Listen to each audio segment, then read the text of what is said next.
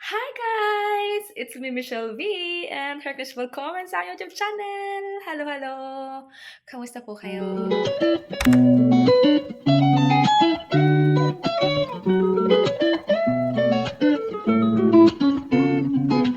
Hi guys! Magandang umaga!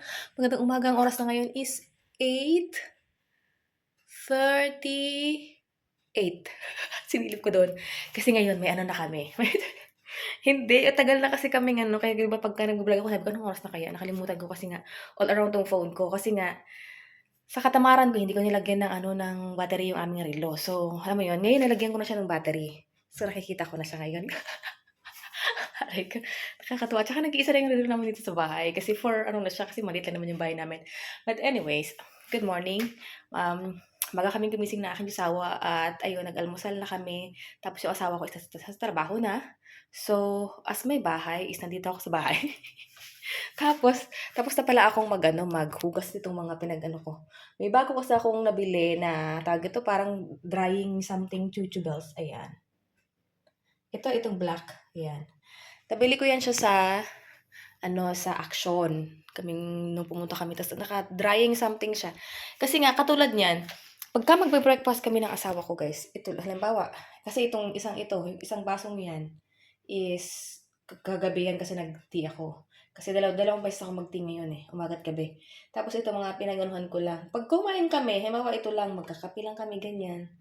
Tapos, yung parang mga konti-konti lang ba? Tapos tatambak siya sa dishwasher, antayin mapuno. Alam mo yung ganon. So, hindi ko siya bet. Hindi ako okay sa ganyan na na parang tapos sabi ko sa kanya, pagka madami na lang talaga, halimbawa, handaan or something like that. Kasi, ayaw kong tumatagal sila sa tawag ito, sa dishwasher, sa dishwasher. At saka ayaw ko din naman na pinapaandar yung dishwasher ng kakonti lang yung laman. Sayang yung tubig, kuryente, sa kukonting hugasin pa, ganyan. So, ayan, okay na yan siya. Tapos sabi ko, parang gusto kong bumili nung isa nung, parang pang ilalim na lang yan. Tapos bibili ako nung, katulad sa atin yan sa Pinas, yung pang-alagyan ng mga pinggan ba, basta ganyan. Pakita ko na lang pagka nakabili ulit ako sa Action. Kasi ayun lang muna yung inano ko, tararay ko lang, maganda siya. Tsaka ano siya, tawag ito, parang kasi siyang din, tela, tapos patutuyo din naman siya. So, patutuyuin mo lang din talaga. So, ayun, naghugas na ako niyan. Yung sawables ko is on the way to work na, nandun na siya, papunta na siya sa kanyang trabaho. At ako ngayon ay maglilinis dito sa bahay. So, katulad nga ng ating mga ating title. Ayan. So, what is like living in Germany? Ayan, so,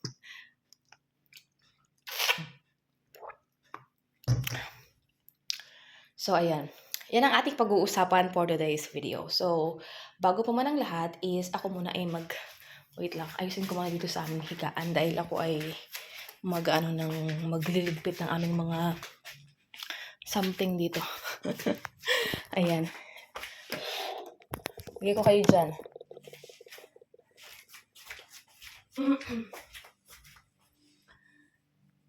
So, dito sa vlog ko ito, kita nyo lahat. Wala kusina hanggang kwarto. Diba? Walang kasi, bakit? Like, so, ayan. Lang ako guys, magligpit lang ako ng aming bed. Dahil ito, hindi ko na ligpit. Kami mag-asawa, may kanya-kanya kaming kumot. Alam niyo ba kung bakit? Para hindi kami nag-aagawan. Pag malamig. Para meron pa rin kaming Yan, ganyan lang naman ang pag-ano ko ng aming higaan, ganyan lang, diba? Tapos, ayan, sinarado ko muna kasi yun dyan, kasi nakabukas yung kanina. Tapos, kasi lang ang sa labas, ang tawag ito, ang ingay sa labas, parang may nagbubungkal, something like that. Kung may naririnig kayo sa background, ganun. So, yeah, kami ng mag-asawa is, katulad ng banggit ko, may kanya-kanya kaming kumot. Kasi ayaw naming mag-agawan, especially pagka taglamig. Ganun. Tsaka para may kapatid, diba? Yung sa kumot mo, ganyan. So, Yun, ganun kami guys. Kung sa iba ay share sila, kami hindi.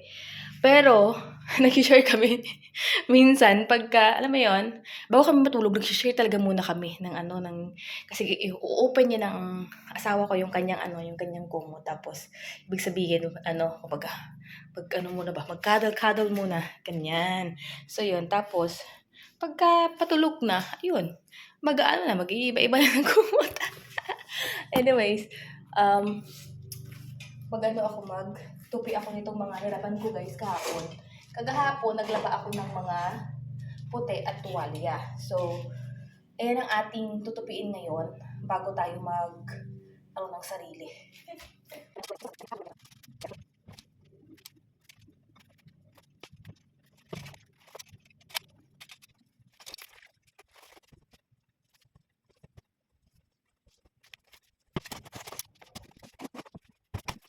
So, hi guys. So, nakapag-vacuum na pala ako. Nag-vacuum, nagwalis. Yan, ngayon, isasort ko muna itong mga labahin namin dito. Diba? Nung nakaraan, kabuntok na labahan. Anyways, medyo matagal na rin naman itong kasunod ng video natin.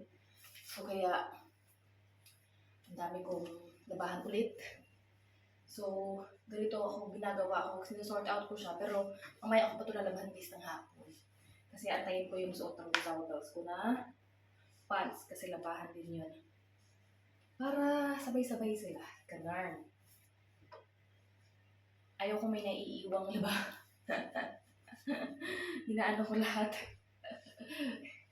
Kaya minsan pagka yung sa asawa ko, pagka tawag ito, suot pa niya. Tapos sabi ko sa kanya, hubarin mo na yan. At ako yung maglalaba. Ganun. So, hubarin niya na yan. Aray. Kasi gusto ko, sabay-sabay silang lalabahan. Yung tipong ano yan. Para wala akong iwang labahan.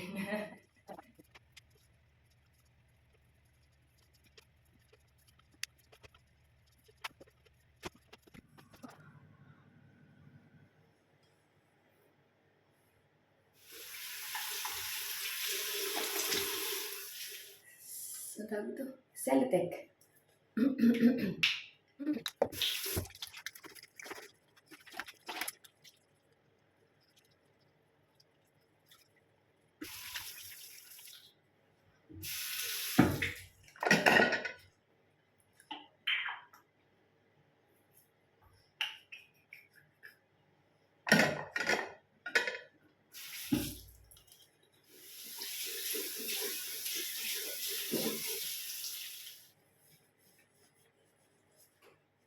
Sunscreen. Maglagay tayo ng sunscreen guys dahil tayo lalabas. Tayo ay mag-walking.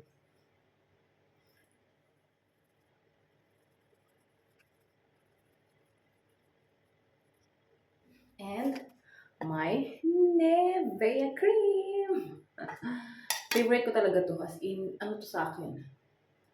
Holy grail. Tsaka mga mura lang ito guys. Alam niyo ba? Pinakamurang skincare. Which is I like it very, very much. Tapos nilagay ko siya sa mga siko. Tapos sa tuhod ko ngayon mag-shower dahil mamayang gabi ako mag-shower. Alam niyo ba, effective talaga to. Kaya bumili ulit ako ng bago in case na ano guys. Kasi nga, gamit ko talaga siya lang na paggabi. Bago ako matulog, ay after ko mag-shower, kasi gabi ako mag-shower. Tapos, yun. Naglalagay talaga din ako nito. Very ano siya sa akin.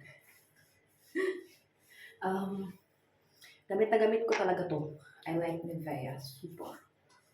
Anyways, magpapalit lang ako guys ng gamit at I will see you. Like, hi guys, I'm back. Ipalaglag mo itong ano ko, tanggalin na natin to. Charot, mamaya tayo mag-ano, wait lang. Anuhin ko lang muna to. Hugasan. Binisan ko lang yung aming lababo at hanggaran natin ang ating sarili. Tayo mag-walking.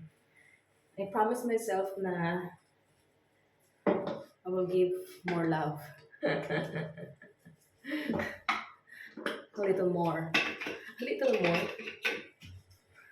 So, So, kasama doon yung exercise, ganyan,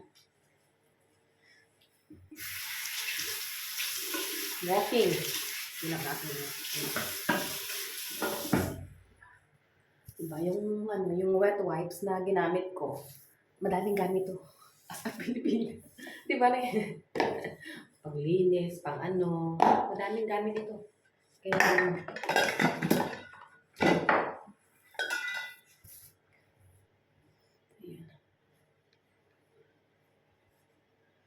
So, look at my t-shirt.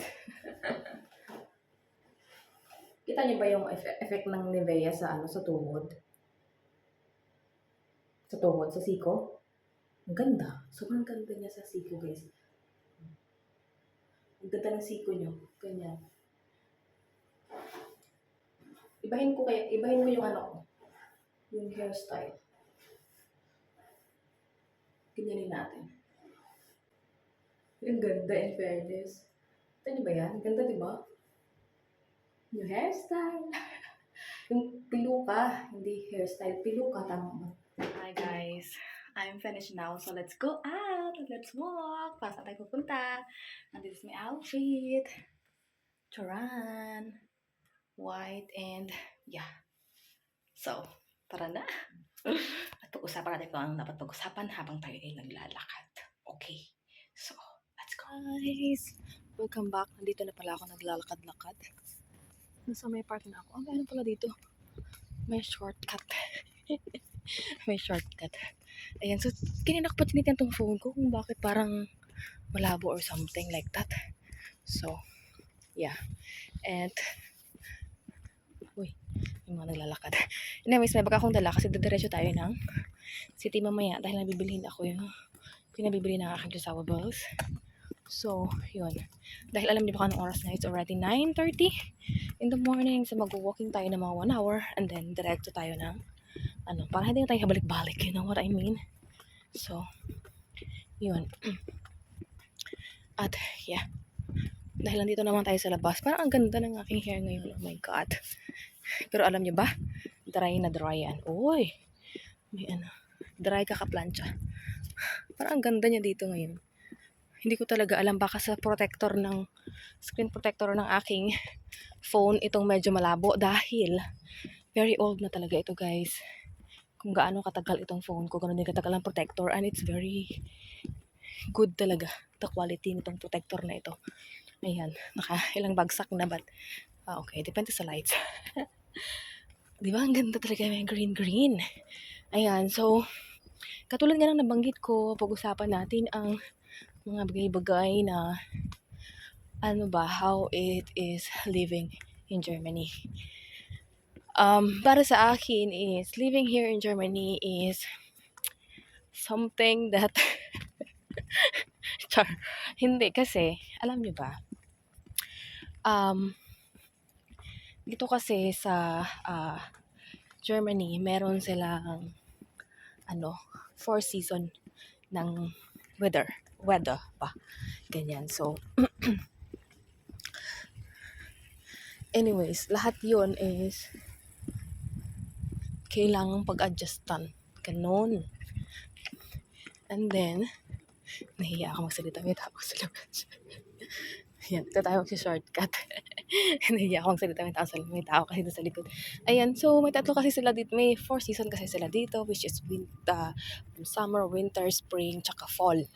Ganyan, di ba? So, very excited talaga ako every time mag-snow or mag-winter. Ayan. Kasi that's my dream to see snow. And every winter, I'm looking forward talaga to see snow. Ganyan. So, and living in the country with 4 season is very, very you really need to adjust to the weather because every season is different. For example, this season is summer. It's summer now here in Germany, and when it's summer, it's really summer. It's really hot. And of course, lagi ding umuulan. Ganyan. So tapos pagka summer, Summer talaga, mainit. Pagka winter, ang lamig, ganon. Tapos pagka ano naman, pagka pa spring tsaka fa fall, normal lang yung mga ano, pero asahan nyo yung ulan, ganyan. Lagi nag-uulan, ganon. So, yeah, which is, alam niyo yon dito sa Germany, usapang weather muna tayo, is sa Pinas, we used to, to summer, to hot weather, ganyan. Syempre, may tag-ulan din naman sa atin. But pag dito, pagka uminit talaga dito, grabe talaga yung init. Sabi ko, grabe yung summer natin sa Pinas, no? Pagka sobrang init. Dito pagka uminit, Diyos ko po, ang init talaga. Kakaiba din yung init nila. Ganyan. So, yun. At, yeah. Minsan lang din kasi, maiksi kasi yung ano dito, yung ganito, yung summer time. Mas mahaba yung yung winter time. Kaya, kahit na ganun, kahit sobrang init, nagsisilabasan ng mga people para magbilad sa araw, ganyan. So, ayun. So, after natin pag-usapan ang weather, dito naman sa sa tawag ito, yung sa mga people, mga nakasalamuha, living here in Germany, hindi lang puro German na tao yung makakasalamuha mo. There's a lot of different people from different country. Parang ganyan, na makakasalamuha mo, especially nung nag-aral ako ng language nila. It's, composed of different people, different languages. And, yeah, sa pagkikipagsalamuha naman sa kanila, madami namang mababait. Mostly naman ng mga Germans na mababait. And meron din namang, alam mo yon, meron din namang hindi naman din maiwasan yung yung merong pa rin yung tawag doon, yung parang discrimination, something like that, yung mga ganun-ganun. So, hindi naman talaga yung may iwasan dahil may mga ganun talagang tao at, ayun nga, hindi mo mapiplease lahat ng tao. So, ayun. And then, dealing with people here in Germany is not really that easy because of the language barrier. Of course, because they have different language and most of them do not speak, the English language. So, you need to adjust to their language. You need to learn so that you will understand them and they will understand you. So, yeah, because that's very important. And especially, guys, when you're moving in another country with different language, when you're moving in a country, or when you're living in a country like English speaking country, it's easy for us Filipino because we're really good in speaking English, yeah, and we understand English, and for us that's easy to understand, yeah. But for here in Germany, it's different language and it's really hard to learn, yeah. And for me, I'm really trying my best to learn the language because that's really important para makapag-communicate ako sa mga people around me, sa mga in-laws ko, kasi hindi nag-English yung mother-in-law ko, ganyan. So, minsan, pag kami, uusap, ganyan, ayun, nagkakaintindihan naman kami, pero minsan kasi, alam mo yun, pagka hindi mo na, parang nag-ano sa utak ko, kung paano yung So, ayun. And then, the next is, yung, dito, yung environment. Katulad sa nakikita nyo ngayon, dito, preserve nila yung mga greens, yung mga puno. As in, napipreserve nila. At every time na magpuputol sila ng kahoy, make sure na merong kapalit yon. Ganon. So, I was expecting before na bago ako pumunta dito, sabi ko, baka wala na ako makitang greens. Alam mo yon? Kasi, katulad sa Manila, sa Makati, puro buildings, diba? Diyan sa Pinas. Dito, pagpunta ko dito, which is meron din naman ditong lugar na pero ang dami pa rin talagang mga greens, guys. Mga puno, na-preserve talaga nila. Dahil, they know na it can help the environment, especially in times of, of natural disaster, something like that. Dahil dito sa may lugar namin at sa ibang karating na lugar din is naranasan nila 2021, something like that. Or something like that. bumaha dito ng sobrang baha. At madaming tao yung naapektuhan. And, yeah, ayun. So, nandito na tayo sa bukid. Bukid. Ang ganda dito, oh. Tingnan niyo ba yan? Ayan. Grabe, hinihingal ako habang nagkukwento sa inyo. Ayun.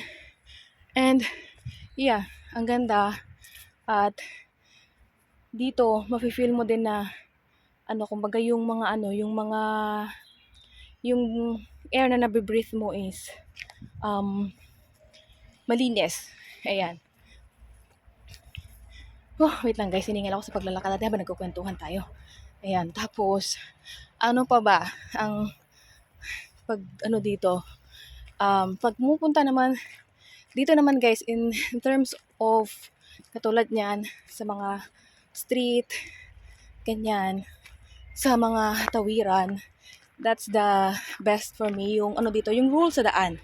Yung rule sa daan, pati yung mga drivers, ganyan, very sila, tawag ito, sumusunod sila sa tawag ito, sa speed limit, kung gaano lang dapat kabilis o yung takbo, ganyan, kasi grabe dito maningil ng ng pagka sumobra ka sa ganoon. Iba dito. So, yun, maingat din sila. At lalo na sa pedestrian lane. Grabe. Pagka may nakatayo sa pedestrian lane, may isang sasakyan, may nakita akong rabbit. Tumatawid na ganun. Tapos, automatic yan sila guys. Nagsastop sila. As in. Tsaka yung rules talaga nila sa daan. Grabe talaga yung rules nila sa daan. Ibang-iba sa atin sa Pinas. Which is, I really appreciate it kasi, grabe. Ganon sila mag-ingat. At, I'm so happy yung dito, yung safety dito guys. Ayan, so, ayun din yung isa sa mga ko dito guys, living here. Uy, dalawa sila. Nagtalon doon sa puno. Ano sila, mga rabbit. Shh.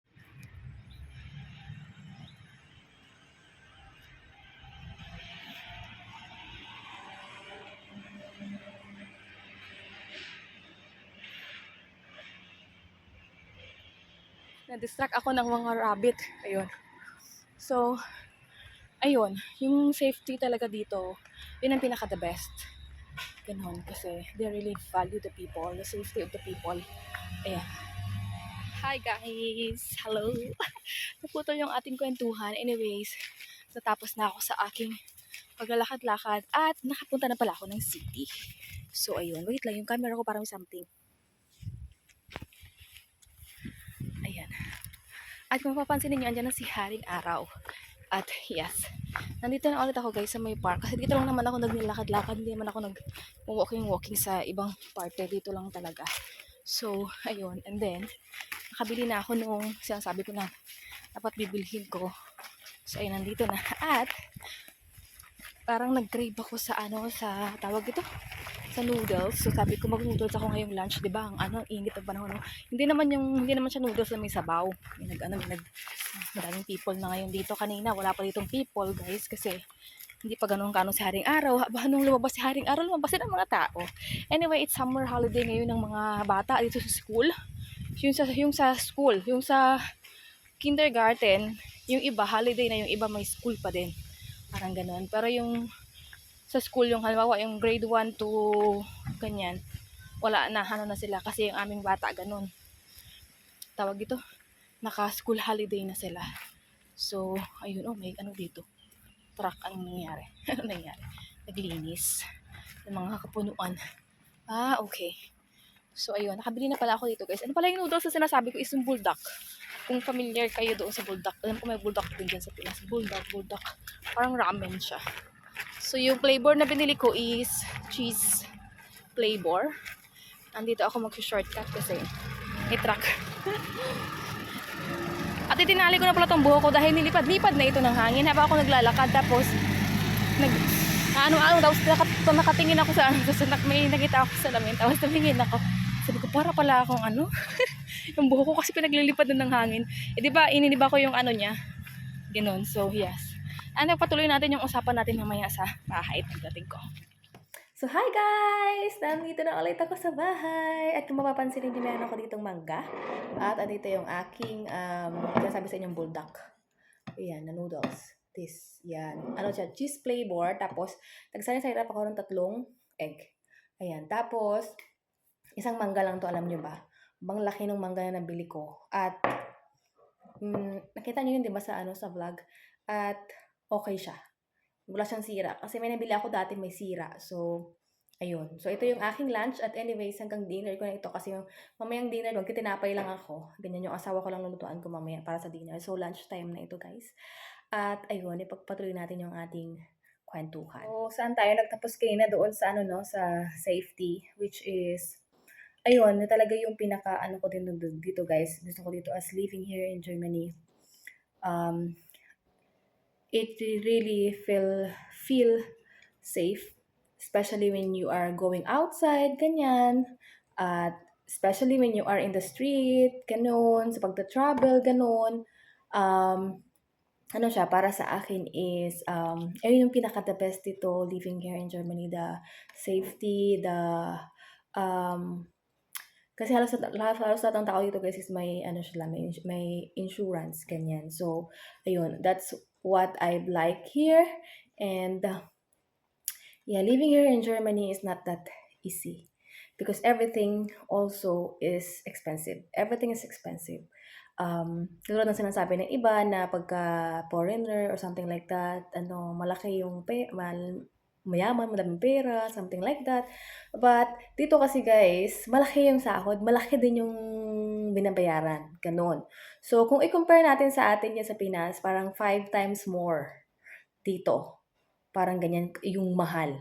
Parang ganun kung i-compare natin sa Pinas. Ganyan. So, ayun, kaya yung mga tao dito, as in puro trabaho hanggang pag-retire nila, ganun talaga.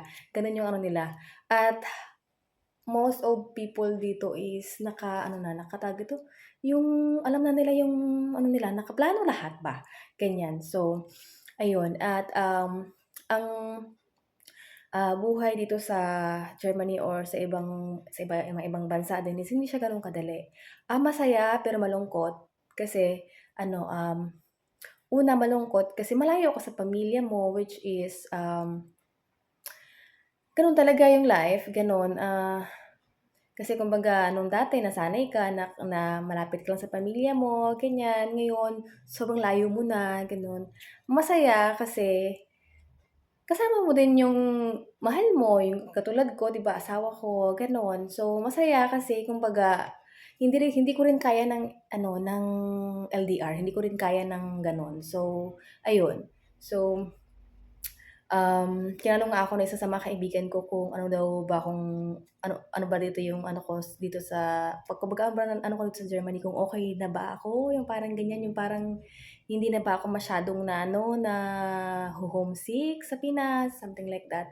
Which is naiisip ko rin naman na ko din at siyempre sa pamilya ko, ganyan. So, din naman, nakaka-miss din naman. Pero alam niyo kasi, guys, before ako nag-move dito is nagtrabaho ako. Malayo din talaga sa pamilya ko. Hindi na siya gano'n kalayo. Kumbaga Pilipinas pa rin, pero sa ibang lugar ba na kailangan mo pa talagang magbarko, eroplano, ganyan. So, parang para sa akin, yun yung training sa akin. Hindi ko naman alam na mapupunta ako dito. Kumbaga hindi ko rin talaga ito pinalano kasi sa ibang kwento yun, hindi ko pinalanong makapag-asawa ng taga-ibang bansa, ganyan. So, ito talaga yung pinagkaloob ni Lord sa akin kaya nandito na ako. Siguro yung time na yun, ayun yung pag-prepare niya sa akin. Kaya mas madali kong sa sarili ko, na-adapt, ganyan. So, ayun. So, ang pamumuhay dito sa ibang bansa as a Filipina na malayo sa pamilya is hindi siya gano'n kadali. Ang daming adjustment, pero kasama yun talaga dahil yun yung pinili ko, yun yung pinili natin, ganyan. So, kailangan talaga nating mag-adjust sa lahat ng bagay na kasi nga iba talaga. Iba dito, iba doon sa atin, ganyan. So, since tayo ang nag-move dito, tayo mag-a-adjust, ganyan. Kung sila naman ang mag-move doon, sila din na mag-a-adjust. Ganun lang yun, vice versa, ganyan. So, ayun yung aking dito. And, I'm so happy and thankful sa Panginoon. So, kakain tayo, guys, kasi alam mo, nagugutom na talaga ako. So, noodles tayo. Ito yung pundak ko. Parang wala akong nalasahan. Nilagay ko lahat ah. Parang wala akong nalasahan, my dear.